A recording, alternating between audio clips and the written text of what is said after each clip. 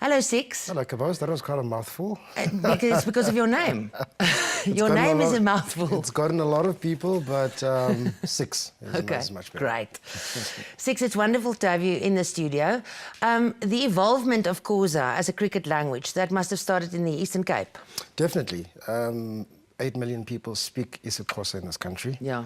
And how it evolved, it arrived with the missionaries, who then introduced this sport of cricket. And then those kids who were introduced to that sport took it back to their villages and developed their own form of cricket. And then from that, certain tournaments were then evolved from those certain areas. And then up until now, every January is what is called in the Eastern Cape, in Fort Bayford, Amaqale Kusha, where all the teams come with a goat or a sheep, a side of it, and then winner takes all.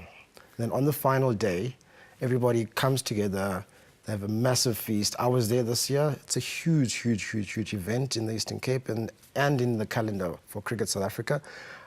So then from there on, 1972, Peter Bacela, who's a former South African Border 11 player, who toured with that team to Rhodesia, came with cricket commentary in 1972.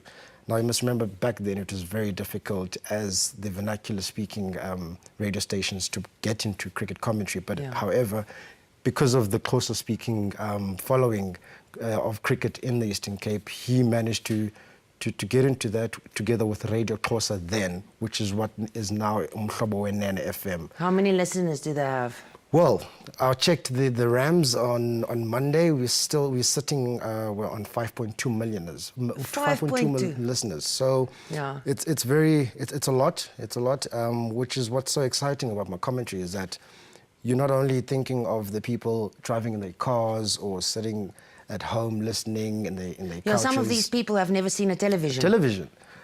Which is what's so exciting to me is that I could be commentating for someone who's sitting in Transkei, next to their hut, doesn't have a TV, and they're listening to cricket, and AB de Villiers is batting at the ball ring and is scoring his fastest 50, and I have to be excited, and I have to make sure that person feels like he's sitting next to me in that media box. How do you do that? Explain, give me an example of how you make that visual to someone in a language that doesn't really exist in cricket terms, or hasn't before 1972. True, just on that, you know, part of what I do, you've got to keep it simple.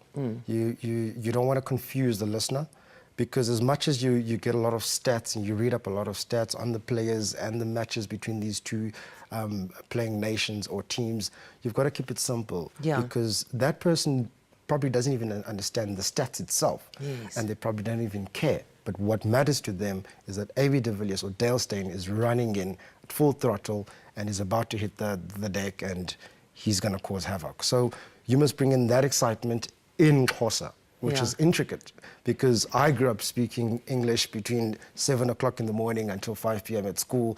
Then you get home and then you speak a bit of Xhosa. But so you've learned your language again, I've had to call my father sometimes, my mother, and even my grandfather in the rurals in the Eastern Cape, who still resides there, and call him, how do I pronounce this? What do you think I should call this? And there's certain terminology that over the years, I've been doing cricket commentary in Xhosa for 3 years now, over the years that I've developed on my own. Obviously, I've listened to Peter Bacela before, and the likes of Mluleki Ntsabo and Uzolani Bongo, who are still part of the Xhosa commentary team at Umhlobo Wenene FM.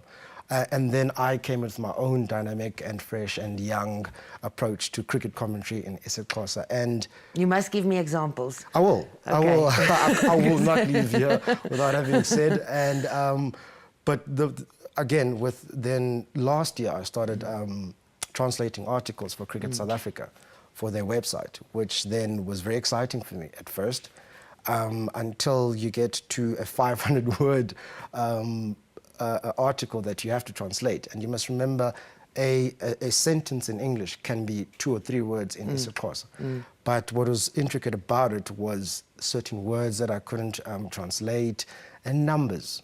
Especially numbers. Numbers are most difficult when you're commentating, like saying 550 and there's 2 wickets down. That would be amakhulu amahlanu mashumi amahlanu anambini. That's 552. Othinda bawele babini.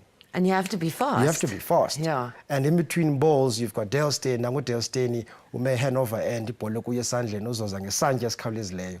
Ngebhola azayitshova iqambe enkundleni igqithile lo bhola ingemva kungxowankulu. What does that mean? That's a simple delivery. Dale Steyn's running in, hits the deck, batsman leaves the ball, the wicket keeper's got the ball behind the stumps. So it on its own, listening to that is exciting, and it's fresh, it's nice, and it's quick, but you don't want to be too comical. You don't want to bring a lot of humor. Why don't you want to be comical?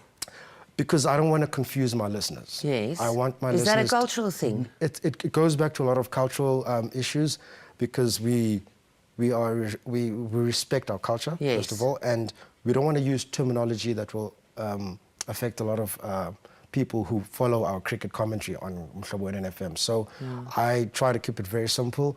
And do you find a lot of South African languages differ on their sort of use of humor? Well, we're the only station that does full commentary. Yeah. And the other stations do updates, about a minute and a minute and a half, which is pretty basic. So full commentary is basically making it visual. Visual. All the time. I've got to make that mama sitting in Transkei think that she's right next to me at the bull ring.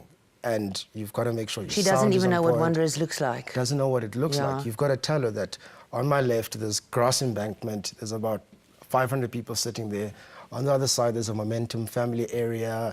People are in a that's wonderful. You know, are in a buzz. But on its own, cricket commentary in isiXhosa is something that we are trying to bring back to our people, because for a very long time it was just updates and updates and updates. But with the series with West Indies, just the New Zealand South Africa series, we thought of why not bring it back. And as of Friday, again, they're playing in India. We will be waking up at 5 o'clock in the morning and bringing full commentary to our listeners. Just as a closing statement, translate to 6. That would be impondo. Now, that would be impondo zenkomo. Okay. That is your elephant tusks. That's why I wanted you to explain it, because it comes from the sign. And 4 runs would be amangane nkomo, because a cow has 4 limbs. And 4 runs is... amalapini, because the rope translated is ilapu in Xhosa. Rope, lap. Yeah, lapi. Yeah. And it sets borders. And a deck, well, a cricket pitch would be a inkundla. Okay, I have to stop you there. But they can follow you on Twitter, right? Yeah. Yes. Yeah. So whenever you need translation. For a Twitter dictionary. Anytime. And we're working on that. Great, that's a good idea. Working on that. Thank you, 6. Anytime. 6.